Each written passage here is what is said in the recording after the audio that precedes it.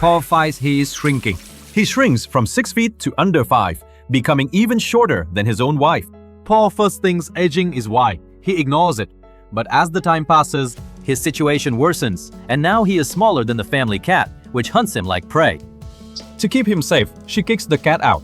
But Paul soon gets too small to climb the bed. Louise fears she'll crush him in bed, so Paul has no choice but to move into the daughter's dollhouse.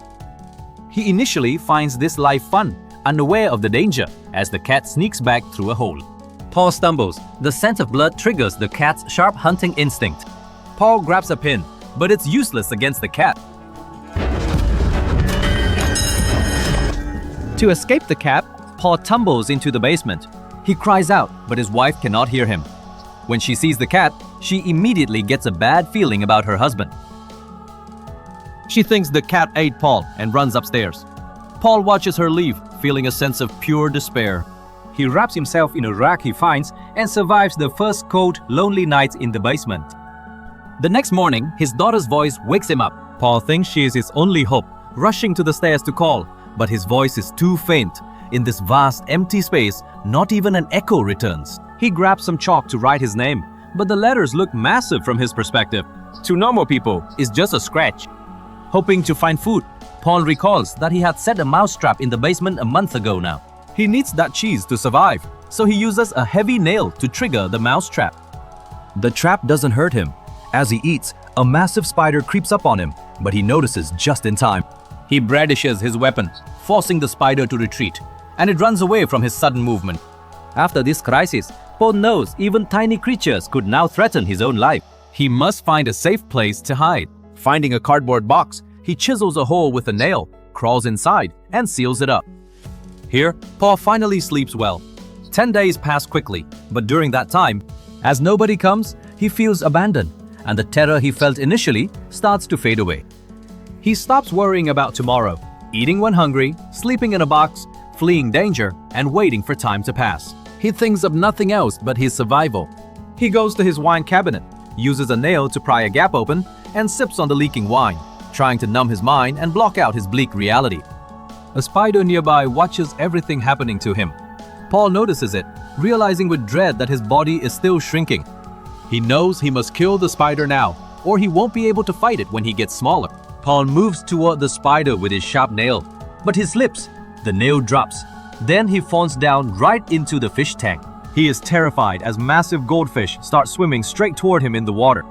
Luckily, the fish don't attack him, swimming around. After he crawls out, he spots the spider hiding and plans to trap it with a bottle cap. The spider is sensitive and spots him, so Paul grabs his nail to fight it instead. He determines to kill the beast, but after hours of fighting, he is backed into a corner. The spider wins the fight. Paul stabs the spider's eye with his nail, barely surviving the attack. To stop the spider from attacking, he lights a match to burn some paper, and the light keeps the spider at bay, while several more long, lonely months pass on by.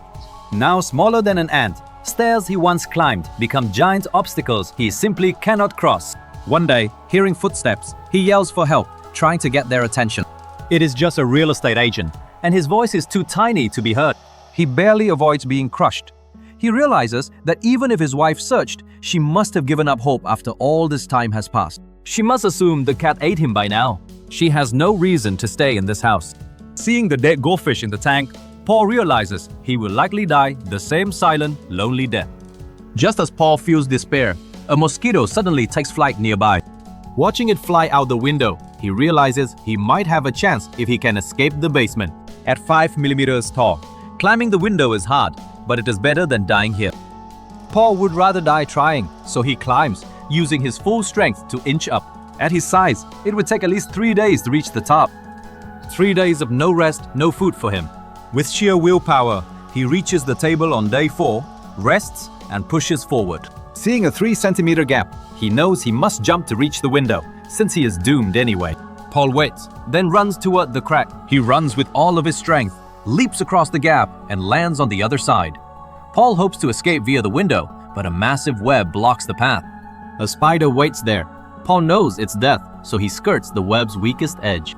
He creeps by, holding his breath, yet a slight vibration still travels the web. The spider moves, and it lunges at him. A fly hits the web, and the spider turns to the easier prey instead. The spider lunges at a fly. Paw, luckily safe, hurries toward the window edge, even though his body is smaller than a tiny ant.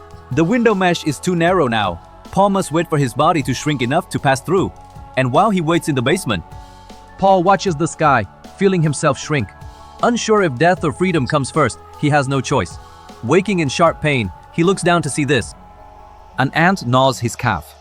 The spider returns, eats the ants, and eyes Paul. He turns and dives into the window mesh. He is small enough to pass through, escaping the spider. Outside, the grass looks like a giant forest. It is a vast forest to him now. He does not know where his family is, or if he will see them again. He knows he must face countless new challenges in the days ahead.